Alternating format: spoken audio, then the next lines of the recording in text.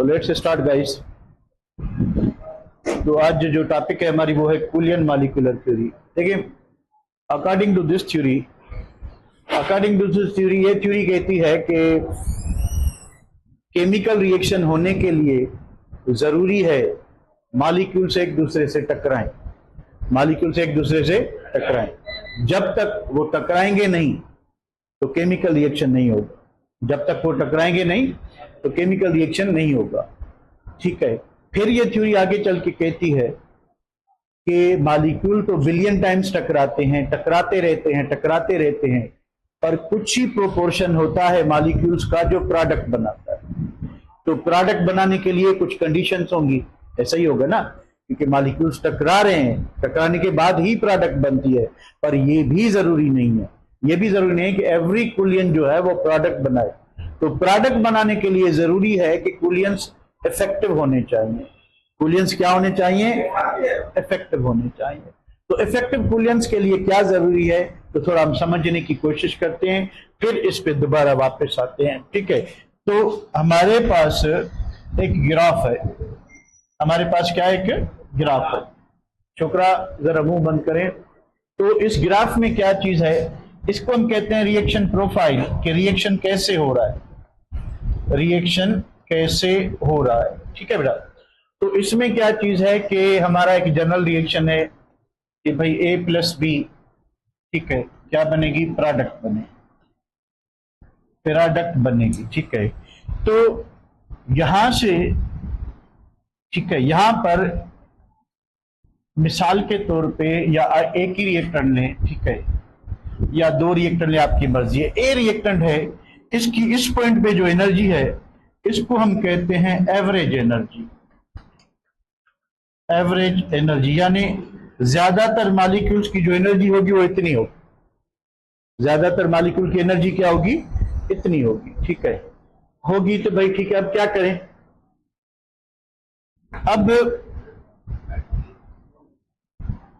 अब ये एक पॉइंट है, दिस इज अ पॉइंट। ठीक है, इस वक्त जो एनर्जी होगी, ठीक है, इस एनर्जी को कहते हैं थ्रेशोल्ड एनर्जी। क्या कहते हैं? Threshold energy. ठीक है, यानी जब आपका रिएक्टेंट मॉलिक्यूल की जो एनर्जी है वो एवरेज इतनी है, जब इस स्टेज पे पहुंचेगा तो इस स्टेज पे जो एनर्जी होगी उसको कहते हैं थ्रेशोल्ड एनर्जी। ठीक है, थ्रेशोल्ड एनर्जी। ठीक है, और इस स्टेज को इस वक्त जब आपका रिएक्टेंट होगा, मिसाल के तौर पर ए रिएक्टेंट है, ठीक है, या बी भी है तो बी को भी इधर ही जोड़ देंगे, तो इस स्टेज को कहते हैं ट्रांजिशन स्टेट। इस स्टेट को क्या कहते हैं? ट्रांजिशन स्टेट भी कहते हैं। इस स्टेट को और भी नाम है एक्टिवेटेड कॉम्प्लेक्स कहते हैं, एक्टिवेटेड कॉम्प्लेक्स भी कहते हैं इस वक्त। ठीक है, तो अब मान लें कि ये एनर्जी डायग्राम है। ठीक है, यहां पर रिएक्टेंट की एनर्जी 0 थी, यहां पे भाई 5 थी, 10 है एवरेज, ठीक है, 15 है, फिर 20 है, 25 है, 30 है, 35 है। ठीक है, तो 30 स्टेज पे जो इसकी एनर्जी होगी वो कहलाएगी थ्रेशोल्ड एनर्जी। ठीक है, वो क्या कहलाएगी? Threshold energy. अब थ्योरी कहती है कि रिएक्शन तब होगा। अब इतना ही पता नहीं है, चैप्टर 3 है तो पढ़ क्यों रही है? हाँ, इतना ही पता नहीं है बेटा कि ये चैप्टर कौन सा है तो पढ़ क्यों रही हो? जाओ कोई और काम करो। ठीक है, तो बात क्या होगी? ठीक है, बात सिंपल है कि थ्योरी कहती है कि रिएक्शन तब होगा, कब होगा? रिएक्शन कब होगा? रिएक्शन कब होगा? जब रिएक्टेंट मॉलिक्यूल क्या करेंगे? टकराएंगे। क्या करेंगे? टकराएंगे। अब टकराने के लिए जो है, अब ये जरूरी नहीं है कि मॉलिक्यूल टकराए और प्रोडक्ट बने। तो प्रोडक्ट बनाने के लिए क्या जरूरत है? तो भाई आपके पास फॉर एग्जांपल ये एवरेज वैल्यू है, एवरेज एनर्जी इधर है। ठीक है, तो कुछ मॉलिक्यूल्स होंगे जिनकी एनर्जी एवरेज से क्या होगी? कम होगी, और कुछ होंगे जिनकी एवरेज से क्या होगी? ज्यादा होगी। ठीक है, तो किसकी क्या होगी? ज्यादा होगी, किसकी क्या होगी? कम होगी। अब अगर ऐसे थोड़े ही मॉलिक्यूल होंगे जिनकी नॉर्मल कंडीशन पे जो एनर्जी है वो किसके बराबर होगी? Threshold energy. किसके बराबर होगी? थ्रीशोल्ड एनर्जी के, ठीक है। अब थ्रीशोल्ड एनर्जी एक मिनिमम एनर्जी है, ठीक है, एक लोएस्ट पॉसिबल एनर्जी का वैल्यू है, जहां पर जब रिएक्टेंट मॉलिक्यूल अगर प्रॉपर ओरिएंटेशन से टकराएंगे तो प्रोडक्ट बनेंगे। यानी यहां पर सिर्फ अगर रिएक्टेंट मॉलिक्यूल के पास दिस अमाउंट ऑफ एनर्जी है, इस प्रोपोर्शन में एनर्जी है, तो उसके इक्विवेलेंस क्या होंगे, इफेक्टिव होंगे। उसके इक्विवेलेंस क्या होंगे, इफेक्टिव होंगे। यानी इस स्टेज पे आके जो इक्विवेलेंस बनेंगे, ठीक है, इक्विवेलेंस बनेंगे, वो क्या बनेंगे, इफेक्टिव। अब इफेक्टिव इक्विवेलेंस का मतलब क्या है कि ये प्रोडक्ट बनाएंगे, ये क्या बनाएंगे, प्रोडक्ट, ठीक है। इससे नीचे जितने भी मॉलिक्यूल हैं, ये सारा जो रीजन आ गया, ठीक है, ये सारा जो रीजन आ गया, ठीक है, वो ये वाला सारा रीजन, यहां पे इक्विवेलेंस जो है वो क्या होंगे, इनइफेक्टिव, ठीक है, इफेक्टिव नहीं होंगे, इनइफेक्टिव होंगे। यानी अगर जो कोलाइडिंग मॉलिक्यूल है, ठीक है, वो टकराएगा तो प्रोडक्ट बनेगी, पर प्रोडक्ट बनाने के लिए कम से कम एनर्जी जो है उसके पास थ्रीशोल्ड एनर्जी के बराबर होनी चाहिए, थ्रीशोल्ड एनर्जी के बराबर होनी चाहिए। अगर थ्रीशोल्ड से कम है तो वो जितनी बार भी टकराता रहे कभी भी प्रोडक्ट नहीं बनाएगा, कभी भी प्रोडक्ट नहीं बनाएगा, ठीक है। तो प्रोडक्ट बनाने के लिए कम से कम जो एनर्जी चाहिए उसको हम क्या कहते हैं, थ्रीशोल्ड एनर्जी, ठीक है। अब थ्रीशोल्ड एनर्जी एक हाईएस्ट पॉइंट है, थ्रीशोल्ड एनर्जी एक एनर्जी की हाईएस्ट पॉइंट है, जहां पे एनर्जी मिनिमम है, यानी कम से कम इतनी एनर्जी पे इक्विवेलेंस इफेक्टिव होंगे। पर एनर्जी रिएक्शन प्रोफाइल में देखें तो ये एक ऐसी पॉइंट है जहां पे ज्यादा से ज्यादा एनर्जी है, हाईएस्ट एनर्जी बियरर है, जहां पर रिएक्टेंट के बॉन्ड टूटने और प्रोडक्ट के बॉन्ड बनने वाले हैं। दो बातें होती हैं, एक तो रिएक्टेंट के बॉन्ड क्या होंगे, टूटेंगे, दूसरा प्रोडक्ट के बॉन्ड बनेंगे। तो रिएक्टेंट के बॉन्ड तोड़ने के लिए इक्विवेलेंस इफेक्टिव होनी चाहिए, इक्विवेलेंस इफेक्टिव होनी चाहिए। तो अगर एनर्जी जो है वो इस एरिया में डिस्ट्रीब्यूटेड है, मॉलिक्यूल की एनर्जी इतनी है, एवरेज है, एवरेज से कम है या एवरेज से ज्यादा भी है, ठीक है, पर थ्रीशोल्ड से कम है, तो सारे इक्विवेलेंस इनइफेक्टिव होंगे, ठीक है। तो एक कंडीशन ये भी है कि मॉलिक्यूल के पास, इवन दो मॉलिक्यूल के पास क्या है, मॉलिक्यूल के पास थ्रीशोल्ड एनर्जी जितनी एनर्जी भी है, उसके बावजूद भी उसके इक्विवेलेंस इनइफेक्टिव हो सकते हैं। अब दूसरी कंडीशन क्या है, जब मॉलिक्यूल के पास थ्रीशोल्ड एनर्जी जितनी एनर्जी आ गई तो उसकी जो ओरिएंटेशन है कोलाइडिंग मॉलिक्यूल की वो प्रॉपर होनी चाहिए, यानी बिल्कुल आमने सामने, बिल्कुल आमने सामने, बिल्कुल आमने सामने, बिल्कुल आमने सामने टकराएंगे, तो इसको कहते हैं प्रॉपर ओरिएंटेशन। अगर एक मॉलिक्यूल दूसरे मॉलिक्यूल की है, इसके पास भी थ्रीशोल्ड एनर्जी है, इसके पास भी है, पर सिर्फ साइड से टकराते हैं, तो इस ओरिएंटेशन को कहेंगे इम्प्रॉपर ओरिएंटेशन और प्रोडक्ट नहीं बनेगी। थोड़ा समझने की कोशिश करें कि भाई अज्यूम करें, अज्यूम क्या करें कि all colliding molecules have energy equal to threshold energy, कि जितने भी इधर मॉलिक्यूल टकरा रहे हैं उनकी जो एनर्जी है वो किसके बराबर है, थ्रीशोल्ड के। अब कोलियन इफेक्टिव होंगे या नहीं होंगे, प्रोडक्ट बनेगी या नहीं बनेगी, वो आप खुद बताओगे, ठीक है। अब देखिए ये ए है और ये बी है, ठीक है, टकराते हैं, ये ए है और ये बी है और ये टकराते हैं, ठीक है। एक कंडीशन हो गई ए, दूसरी कंडीशन हो गई, ठीक है, फिर तीसरी है कि ये ए है और ये बी है, ठीक है, ये इधर मूव कर रहा है, ये इधर मूव कर रहा है, टकराने के चांसेस हैं इस जगह पे, ए बी, ठीक है, ये सी हो गया, ठीक है। फिर एक डी कंडीशन है, डी कंडीशन क्या है कि मॉलिक्यूल यहां से आ रहा है, दूसरा मॉलिक्यूल यहां से आ रहा है, ये इधर से गुजरेगा, ये इधर से गुजरेगा, थोड़ी सी साइड इनकी जो है वो टकराएगी, ठीक है। तो मुझे बताएं ए बी सी डी में, ठीक है, ए बी सी और डी में, ठीक है, इफेक्टिव कितने कुलियंस होंगे, ए बी इफेक्टिव, बिल्कुल। इसको क्या कहेंगे, इसको हम क्या कहेंगे, ए और बी जो है इसकी जो कुलियंस होंगे क्या होंगे, इफेक्टिव होंगे, इफेक्टिव। और किसके होंगे, बी के इफेक्टिव, और किसके होंगे, किसके भी नहीं, क्योंकि यहां पे देखें प्रॉपर ओरिएंटेशन नहीं है, ठीक है, मॉलिक्यूल की साइड टकराएगी, मॉलिक्यूल की साइड टकराएगी तो ये प्रॉपर नहीं इम्प्रॉपर है, तो क्या होगा कि इनइफेक्टिव कूलियंस होंगे, प्रोडक्ट नहीं बनेगी। ठीक है, प्रोडक्ट बनेगी, प्रोडक्ट बनेगी, प्रोडक्ट नॉट बनेगी, प्रोडक्ट नॉट बनेगी। ठीक है, ये इसके भी क्या होंगे, इनइफेक्टिव कूलियंस होंगे। ठीक है, तो अगर भाई कंडीशन 2 ये है कि मॉलिक्यूल्स हैव, क्या है मॉलिक्यूल्स के पास के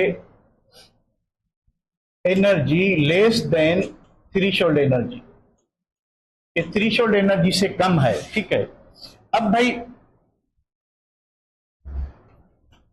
प्रॉपर ओरिएंटेशन के साथ टकराए, एक कंडीशन हो गई। फिर बी है इम्प्रॉपर ओरिएंटेशन से टकराए, सी है ठीक है कि ए और बी प्रॉपर ओरिएंटेशन से टकराए, डी है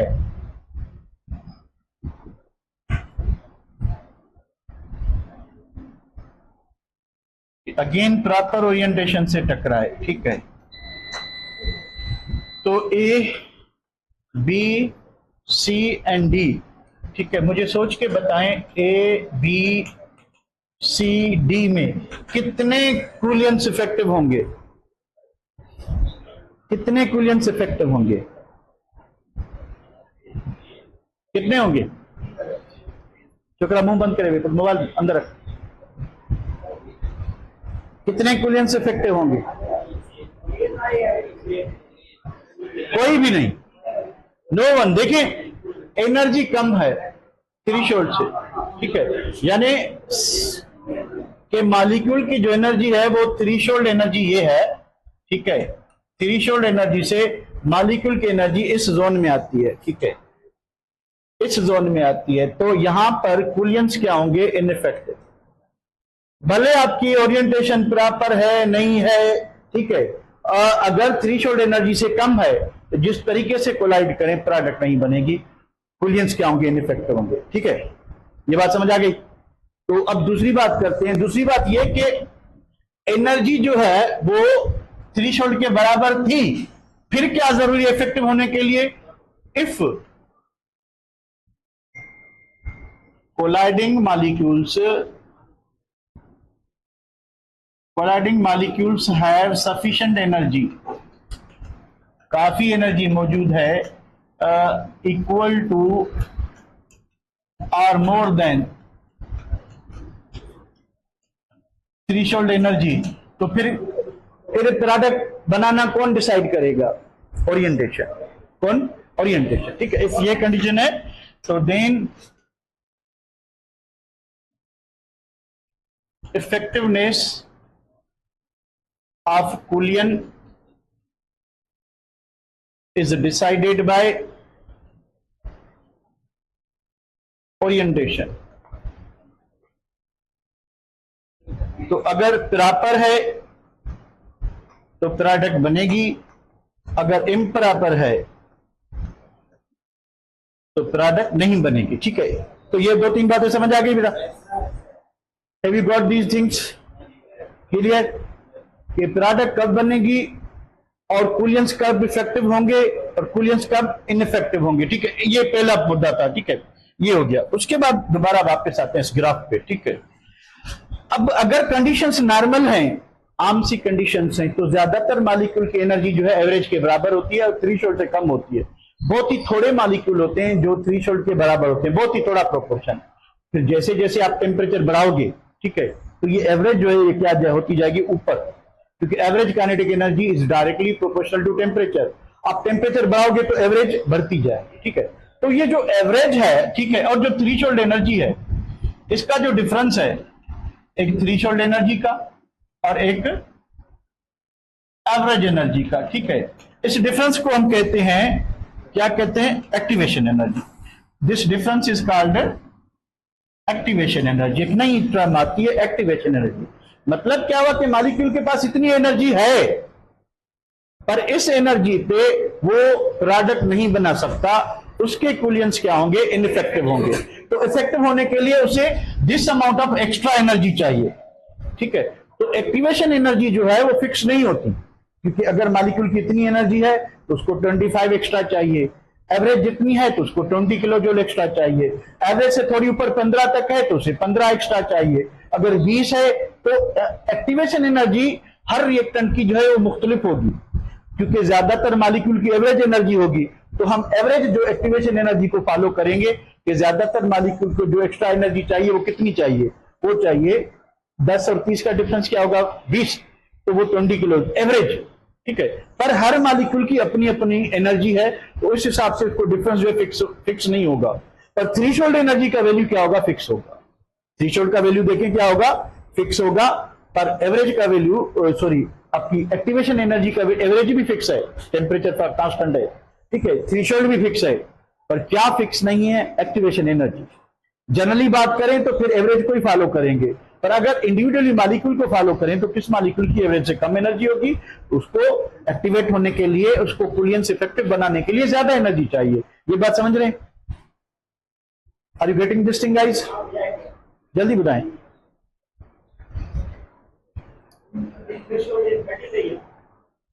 yes, for this reaction the limit is 30। ये वेरी करती है, रिएक्टेंट की अपनी होती है, ठीक है बेटा। तो अब बात यह कि ये फिक्स वैल्यू है, इस रीजन में अगर मॉलिक्यूल की एनर्जी आ जाएगी तो उसकी कुलियंस इफेक्टिव हो जाएंगे, ठीक है बेटा। तो ये सिंपल सा फंड है। अब आगे क्या होगा, तो इसमें डिफरेंट टर्म्स क्या है, तो हम दोबारा ग्राफ बनाते हैं। हम आते हैं इधर,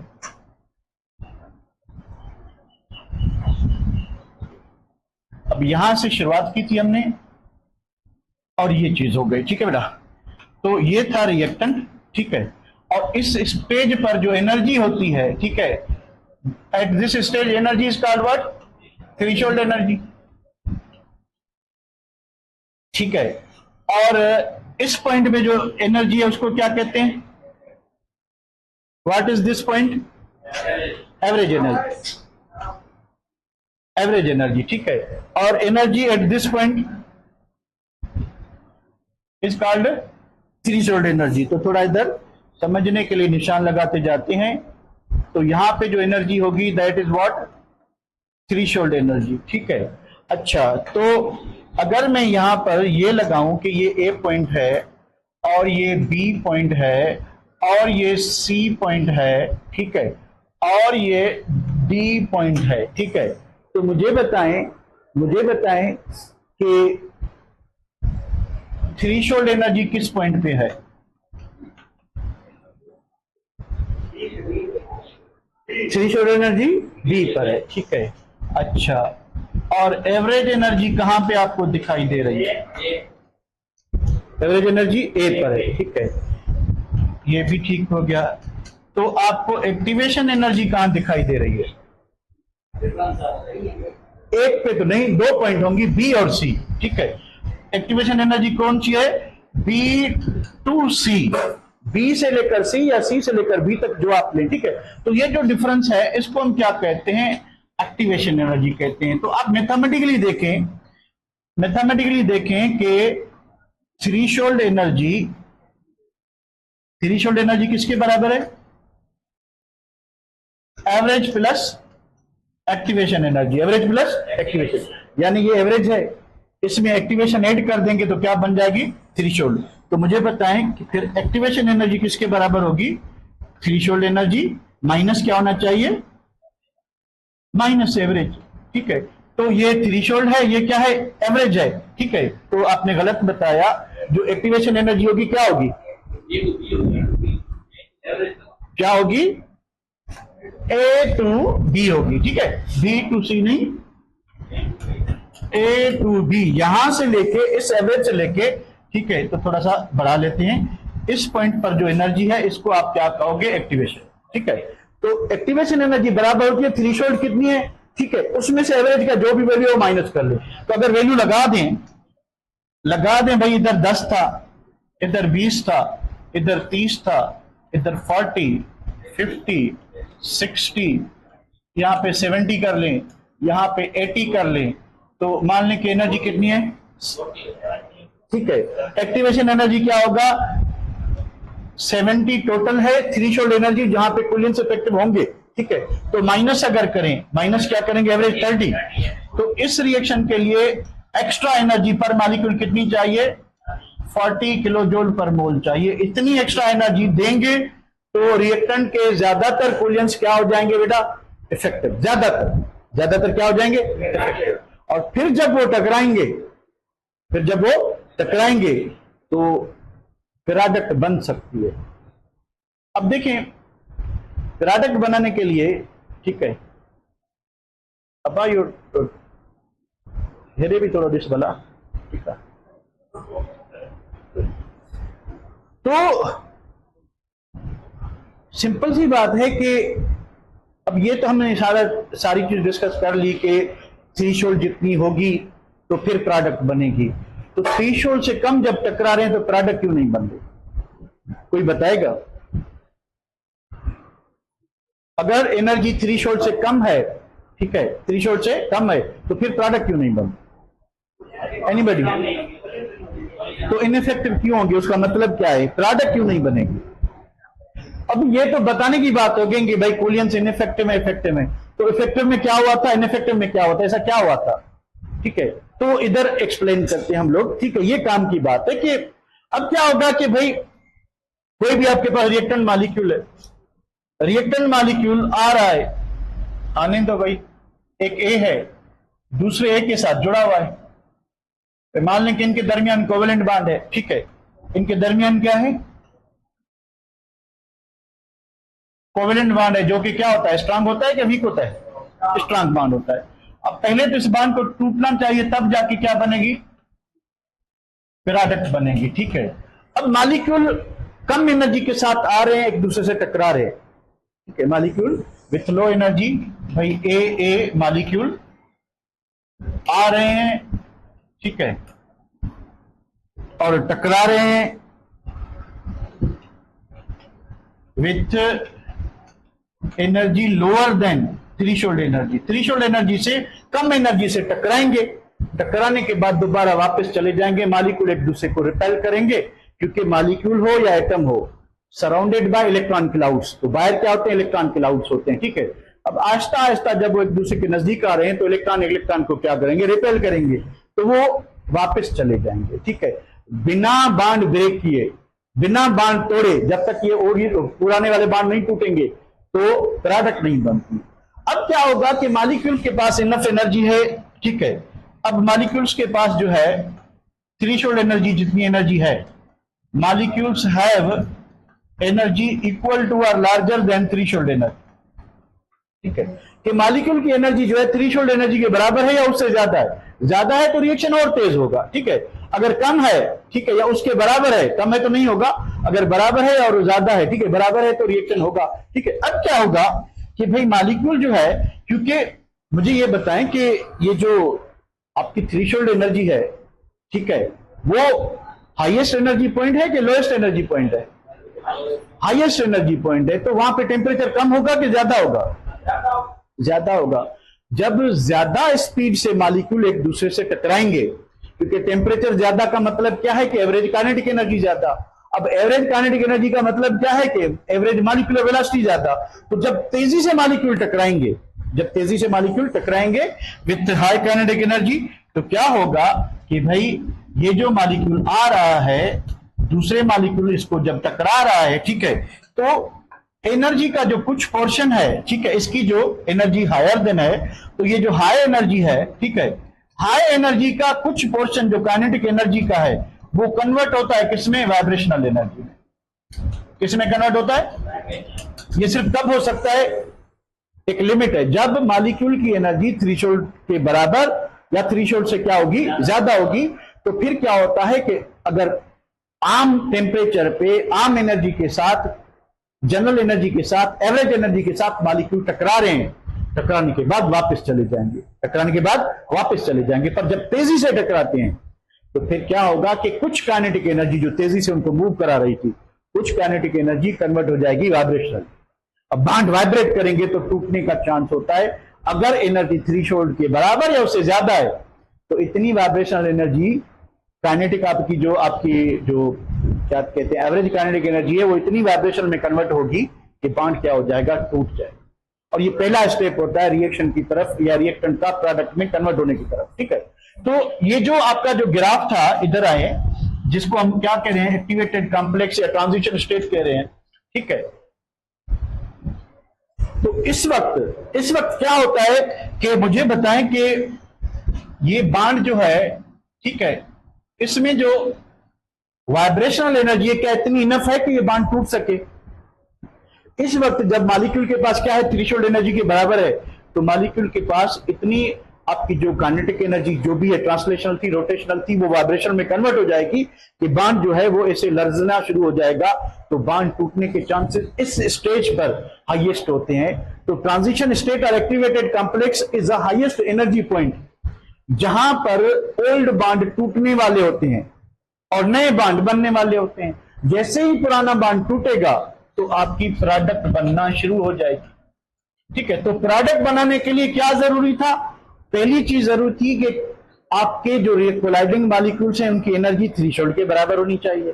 दूसरी कंडीशन क्या थी कि उनमें प्रॉपर ओरिएंटेशन हो जाए, ठीक है। अब इन दोनों के होने के बाद क्या होगा कि उनका जो कुछ प्रोपोर्शन है, आपका जो काइनेटिक एनर्जी का प्रोपोर्शन है, वो वाइब्रेशनल में कन्वर्ट होगा। वाइब्रेशनल में बांड क्या होगा, फिर टूट जाएगा। इस स्टेज पे आके बांड टूट जाएगा। जैसे ही टूट जाएगा तो आपको क्या मिलेगी? प्रोडक्ट मिलेगी। तो आपको 3-4 चीजें आनी चाहिए कि कुलियंस इफेक्टिव कब होंगे, कुलियंस इनइफेक्टिव कब होंगे। कुलियंस इनइफेक्टिव का मतलब क्या है? क्योंकि वो टकराएंगे, उनके पास इनफ एनर्जी नहीं है, वो टकरा के वापस चले जाएंगे, इलेक्ट्रॉन क्लाउड रिफाइल करेंगे, ठीक है। इफेक्टिव कब होंगे? जब एनर्जी थ्रेशोल्ड के बराबर हो, ठीक है, थ्रेशोल्ड के बराबर हो और कुछ एनर्जी का प्रोपोर्शन वाइब्रेशनल एनर्जी में कन्वर्ट हो और बांड वाइब्रेट होके टूट जाए। अब जब तक वाइब्रेशनल एनर्जी प्रोड्यूस नहीं होती, ठीक है, अब वो कब होगी? जब मॉलिक्यूल क्या करेंगे? टकराएंगे। टकराएंगे नहीं तो रिएक्शन ही नहीं होगा। जब तक रिएक्टेंट आपके टकराएंगे नहीं, रिएक्शन नहीं होगा।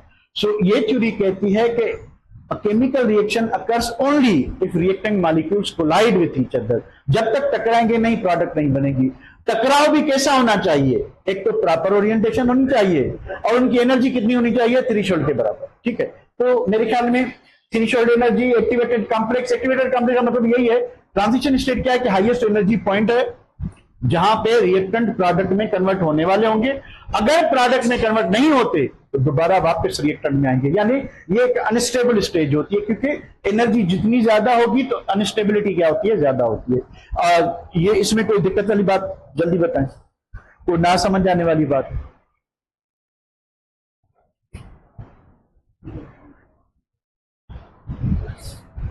एक्टिवेटेड कॉम्प्लेक्स जो है आपका एंडो ही होगा ना, क्योंकि आप एनर्जी दे रहे हो एक्स्ट्रा, या रिएक्शन मिक्सर प्रोड्यूस करेगा। ओवरऑल जो आपका रिएक्शन एंडो एक्सो है वो आपका एनर्जी प्रोफाइल बताएगा, वो आगे करते हैं, ठीक है ना। इस यहां तक कोई क्या कोई प्रॉब्लम वगैरह बेटा? क्योंकि हमने इतनी एनर्जी एक्स्ट्रा दी है, तो यहां तक जो ट्रांजिशन स्टेट बनने वाला जो आपका है वो एंडो है। अब प्रोडक्ट जब बनती है तो प्रोडक्ट एवरेज क्या बनती है? ठीक है, ये देखिए यहां प्रोडक्ट बनी। प्रोडक्ट एवरेज देखिए रिएक्टेंट से ऊपर है, प्रोडक्ट एवरेज रिएक्टेंट से ऊपर है, तो रिएक्शन क्या होगा? एंडो होगा, एक्सो होगा? हाँ जी बिल्कुल, ये लोएस्ट है जहां पे कुलियंस इफेक्टिव होंगे। तो रिएक्शन, क्योंकि रिएक्टेंट की एवरेज एनर्जी कितनी थी? 10 थी, प्रोडक्ट एवरेज एनर्जी 16 है, तो रिएक्शन क्या होगा? एंडोथर्मिक होगा। रिएक्शन क्या होगा? एंडोथर्मिक। तो इसी पूरे कॉन्सेप्ट में मेरा कुलियन मॉलिक्यूलर थ्योरी यहां से लेके अब यहां हमने क्या डिस्कस किया कि इस एरिया में जो कुलियंस होंगे इनइफेक्टिव होंगे, भले प्रॉपर ओरिएंटेशन या इम्प्रॉपर हो।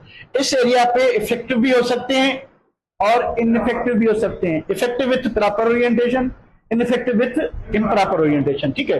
फिर इस स्टेज पे जो रिएक्टेंट आएगा उसको हम क्या कहेंगे? ट्रांजिशन स्टेट कहेंगे या एक्टिवेटेड कॉम्प्लेक्स कहेंगे। और इस स्टेज पे, ट्रांजिशन स्टेट पे जो रिएक्टेंट मॉलिक्यूल की एनर्जी होगी उसको हम कहेंगे थ्रेशोल्ड एनर्जी, ठीक है। फिर हमने देखा कि मॉलिक्यूल, ज्यादा मॉलिक्यूल के पास एवरेज एनर्जी होती है, तो एवरेज और थ्रेशोल्ड के डिफरेंस को हम एक्टिवेशन एनर्जी कहते हैं। क्या कहते हैं? Activation energy. तो ये 4-5 टर्म्स हैं जो आपको आनी चाहिए। उसके बाद हमने क्या देखा?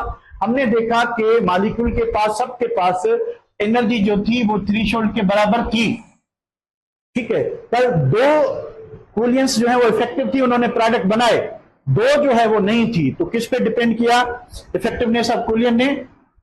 प्रॉपर और इम्प्रॉपर ओरिएंटेशन पे, ठीक है, कि मॉलिक्यूल टकरा किस बिना पे रहे। फिर हमने देखा कि भाई मॉलिक्यूल की जो एनर्जी है वो लेस देन थ्रेशोल्ड एनर्जी है, जिस टाइप की भी कोलियन हो रिएक्शन नहीं होगा, रिएक्शन नहीं होगा, क्योंकि मॉलिक्यूल इस एरिया से बिलोंग करते हैं। प्रोडक्ट बनाने के लिए ये पॉइंट है, ठीक है, ये पॉइंट है जिसको आप ट्रांजिशन स्टेट कहो, एक्टिवेटेड कॉम्प्लेक्स कहो, यहां पे एनर्जी होगी तो प्रोडक्ट बनेगी। क्यों बनेगी वो भी हमने अभी डिस्कस किया, ठीक है। उसके बाद हमने क्या डिस्कस किया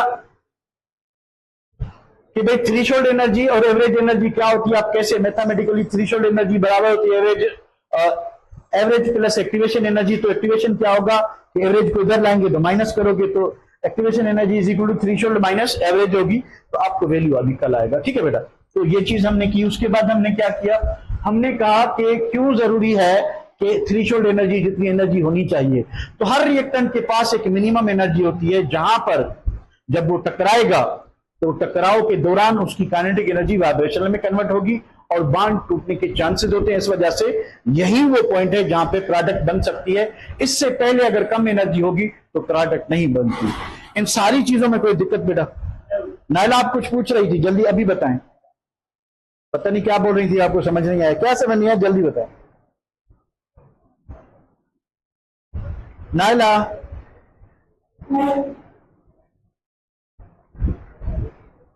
क्या समझ नहीं आया बेटा, वो बताओ ना।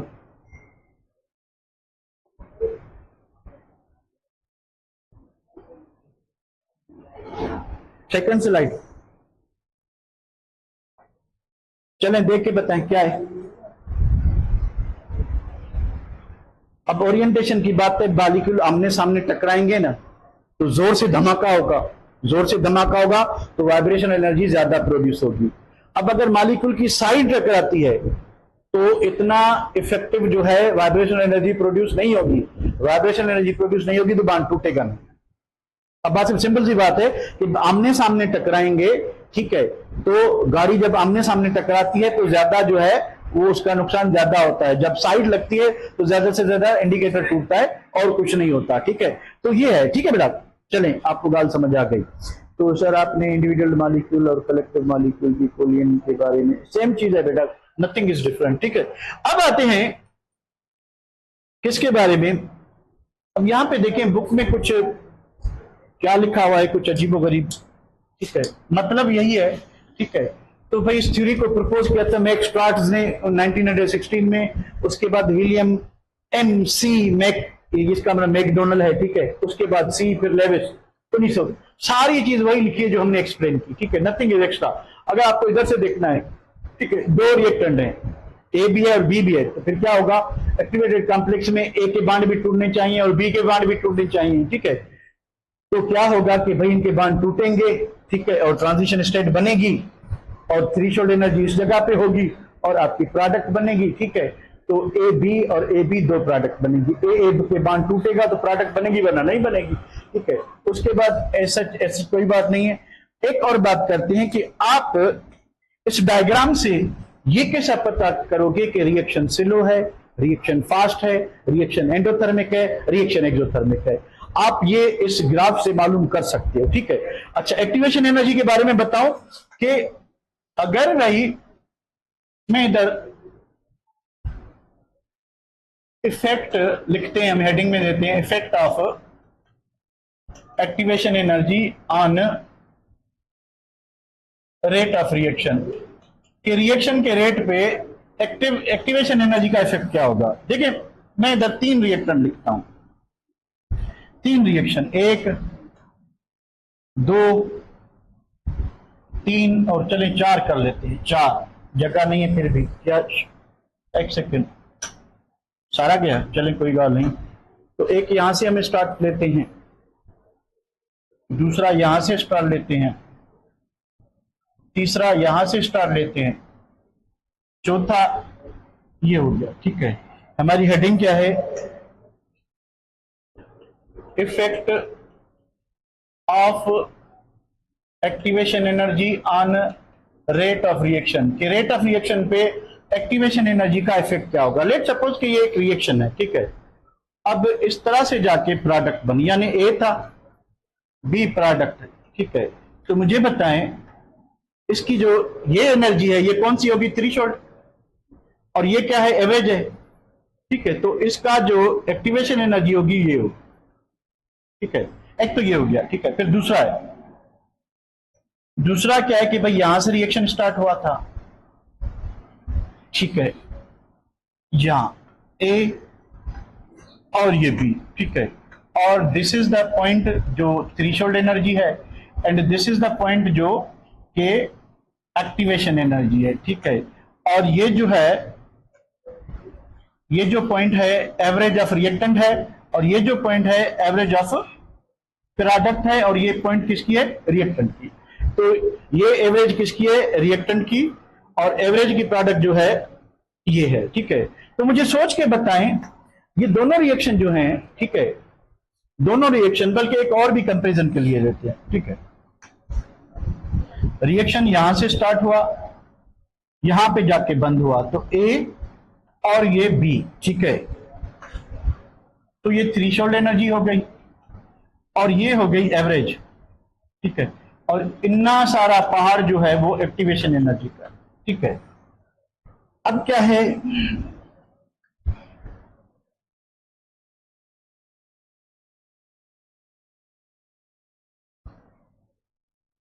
ए है, बी है, ठीक है। तो यहां पे देखें, ये आपकी जो है क्या है, थ्रेशोल्ड है, ये आपकी एक्टिवेशन एनर्जी है,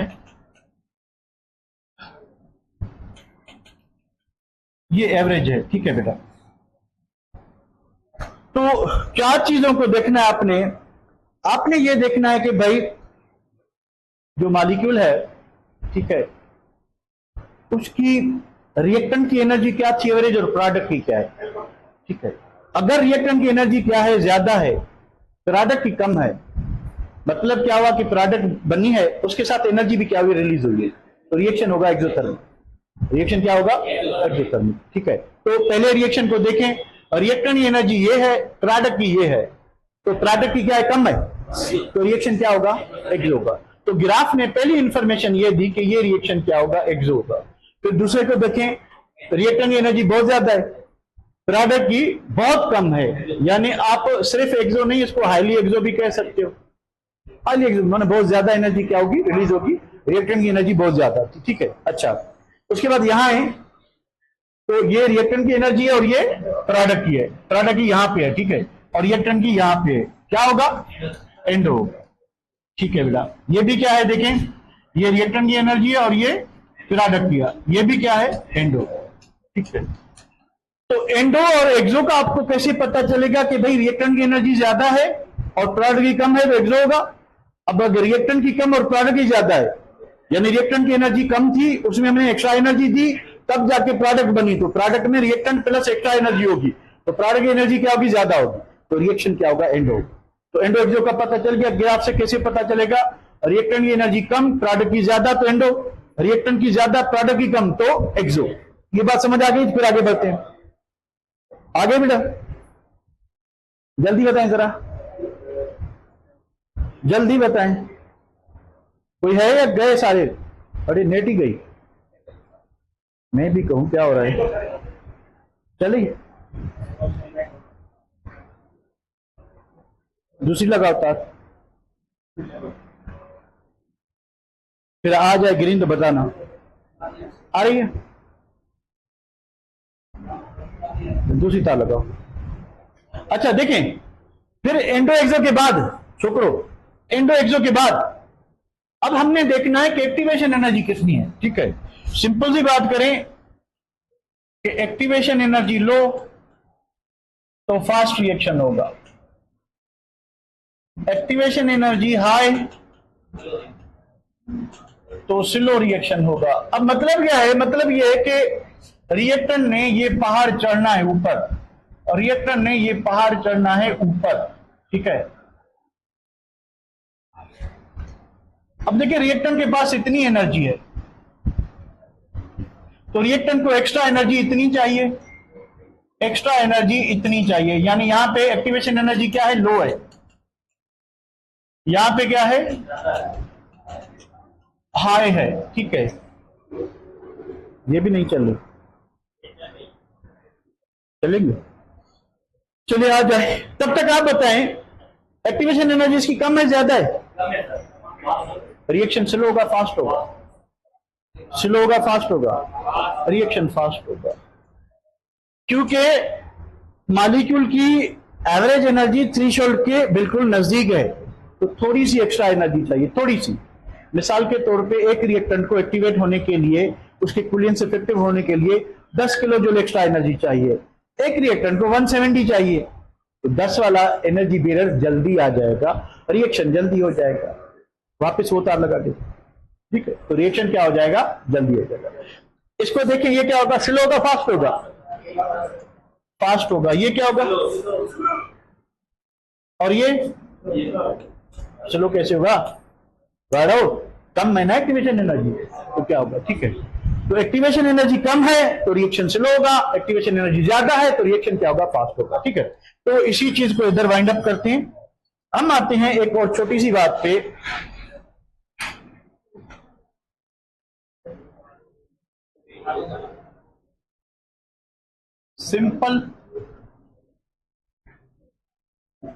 सिंपल रिएक्शन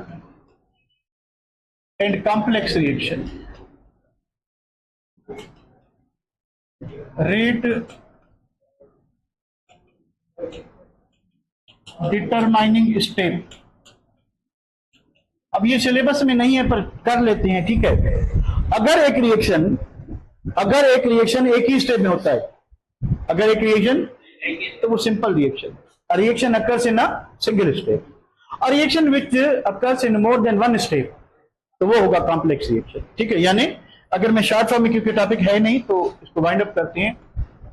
सिंगल स्टेप तो क्या कहेंगे? Simple reaction. ठीक है, तो मल्टीपल स्टेप क्या होगा? कॉम्प्लेक्स। ठीक है, तो कॉम्प्लेक्स रिएक्शन का जो ईच स्टेप है, ठीक है, each step of a complex reaction is called an elementary reaction। उसको क्या कहते हैं? Elementary reaction. ठीक है, अब अगर रिएक्शन एक ही उसमें हो रहा है,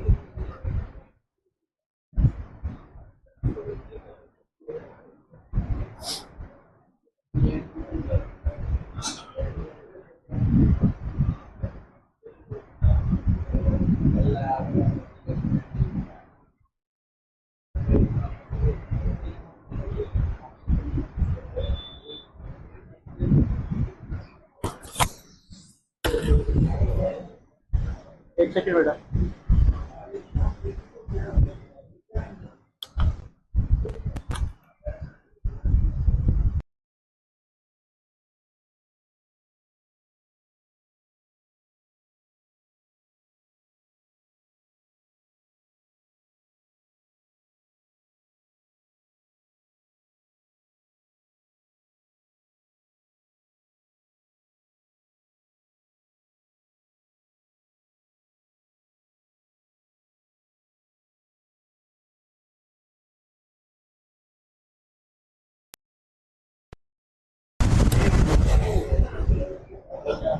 नाउ कमिंग।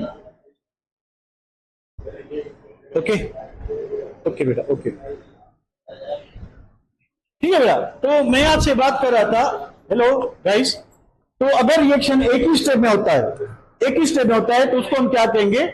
सिंपल रिएक्शन कहेंगे। अगर रिएक्शन मल्टीपल स्टेप में होता है तो उसको कॉम्प्लेक्स रिएक्शन, और कॉम्प्लेक्स रिएक्शन के हर स्टेप को हम क्या कहते हैं? एलिमेंट। ठीक है, तो रिएक्शन मैकेनिज्म हमें कहां से पता चलेगा? एलिमेंट्री स्टेप से। फिर बुक में एक एग्जांपल दिया हुआ है कि भाई एक रिएक्शन है NO2 plus CO, NO plus CO। ठीक है, अब रिएक्शन दिखाई ऐसे दे रहा है, जो हमें इसका रेट ला बनाना चाहिए, वो क्या बनाना चाहिए? dx/dt is equal to A। NO2 का पावर क्या आना चाहिए? 1, और CO का पावर क्या आना चाहिए? 1। ठीक है, अब दिखाई ये दे रहा है कि रिएक्शन को इस तरह से होना है, रिएक्शन को इस तरह से होना है, दिखाई ये दे रहा है। ठीक है, होता कैसे वो मैकेनिज्म बताएगा। तो मैकेनिज्म क्या है? स्टेप 1 2 स्टेप में होता है, ये रिएक्शन कॉम्प्लेक्स है, और स्टेप 2 स्टेप 1 में यह हुआ कि दो NO2 मॉलिक्यूल्स ने रिएक्ट किया, NO2 मॉलिक्यूल ने रिएक्ट किया और बना NO3 और NO बना। ठीक है। स्टेप 2, ये जो स्टेप था ये था स्लो स्टेप। ये क्या था? Slow step. फिर दूसरे स्टेप में क्या हुआ कि ये जो NO3 बना, NO3 ने CO के साथ रिएक्ट किया और क्या बना? NO2 plus CO2, NO2 plus CO2। Overall reaction को देखें जरा। ओवरऑल क्या होगा? ओवरऑल रिएक्शन क्या होगा कि जो कॉमन स्पीशीज है वो काट दें। ठीक है, NO2 गया, बाकी क्या बचा? ओवरऑल रिएक्शन में बचा NO2 प्लस CO, इधर क्या बचा? NOCO2। ठीक है। तो अब ये स्लो है और ये क्या है? फास्ट है। तो हम जो रेट लॉ निकालते हैं वो तो एक्सपेरिमेंटली निकालते हैं। एक्सपेरिमेंट हमें दूसरी पिक्चर दे रहा है, एक्सपेरिमेंट हमें दूसरी पिक्चर दे रहा है। ठीक है, एक्सपेरिमेंट हमें दूसरी पिक्चर दे रहा है और वो क्या बता रहा है?